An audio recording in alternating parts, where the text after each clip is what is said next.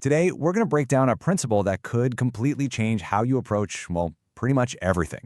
It's called the 80-20 rule, and we're going to see how you can actually achieve more by, believe it or not, doing less. You ever have that feeling? You're putting in the long hours, you're grinding, checking things off your list, but the big goals, that real feeling of success, just feels like it's always just out of reach. If that sounds like you, then you're going to want to hear this. We're all taught this simple idea. More effort equals more results. Put in more hours, get more done. But what if that whole equation is fundamentally wrong?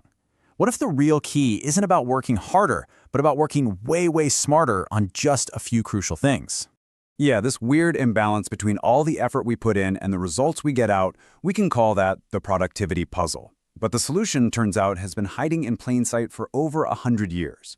And that solution is the Pareto Principle, but you probably know it as the 80-20 rule. And here's the core idea. It's an observation that for a ton of different things, the huge majority of your results, like 80% of them, come from just a tiny fraction, only 20% of your causes or efforts. Just let that sink in for a second.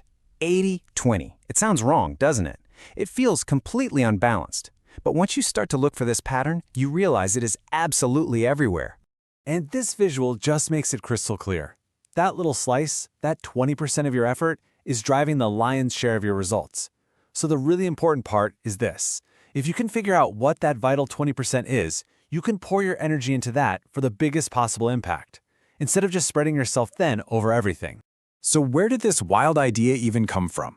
Well, it all started back in 1896 with an Italian economist named Vilfredo Pareto. He first noticed it in his own garden. He saw that just a few of his pea pods were producing most of the peas. So that got him curious, and he looked bigger, and found that about 20% of the people in Italy owned 80% of the land. Now, it's not some strict law of the universe, but it's a powerful observation about how things often shake out. And what's really amazing is just how universal this is. In business, it's often true that 20% of the customers bring in 80% of the profits. For software engineers, a small 20% of the bugs are responsible for 80% of the crashes. And hey, go look in your own closet right now. I'll bet you wear about 20% of your clothes 80% of the time. Okay, so knowing the rule is interesting, but using it is where the real magic happens. So let's shift from just talking about it to actually doing it and see how you can put this to work in your own life. If you're a student, listen up, because this is huge. It's so easy to fall into the busy trap, right?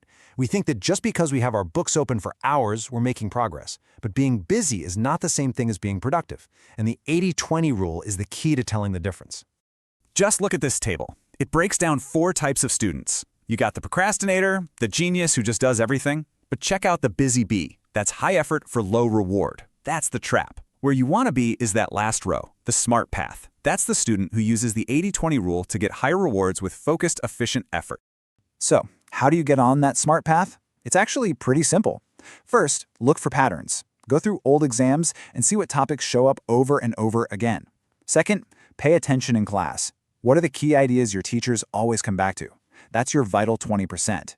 So third, you focus your study time there, on that small part of the syllabus that's likely to make up 80% of your grade. And this same exact logic works in the business world. It is so easy to get bogged down in stuff that feels important but isn't, like tweaking the company logo for the 10th time.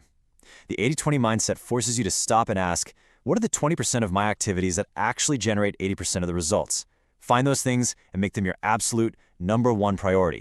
And this even applies to our personal lives, to our relationships. The principle would suggest that about 80% of your happiness and fulfillment comes from just 20% of the people in your life. It's a really powerful reminder to invest your time and energy deeply into those vital friendships instead of spreading yourself thin. So the big idea here is a complete shift in how you focus. This isn't about being lazy at all. It's about being strategically effective. It's about figuring out what really truly matters and then having the courage to do more of that and less of everything else. When you boil it all down, it comes back to this one phrase we've all heard a million times. This is the heart of the 80-20 rule. It was never about the hours you put in. It's always been about the intelligence you bring to the hours you have. Now, a really important word of caution here. This is a tool for prioritizing your focus. It is not an excuse to be negligent. You can't just ignore 80% of your job or 80% of your customers. The rule is simply a guide to help you apply your energy where it will have the biggest, most positive effect. And so let's end with a question for you. I want you to take a second and really think about your work, your health, your relationships. In each of those areas, what is the vital 20% that's creating 80% of your results, good or bad? If you can identify it, you found the key to unlocking a level of success you might have never thought was possible.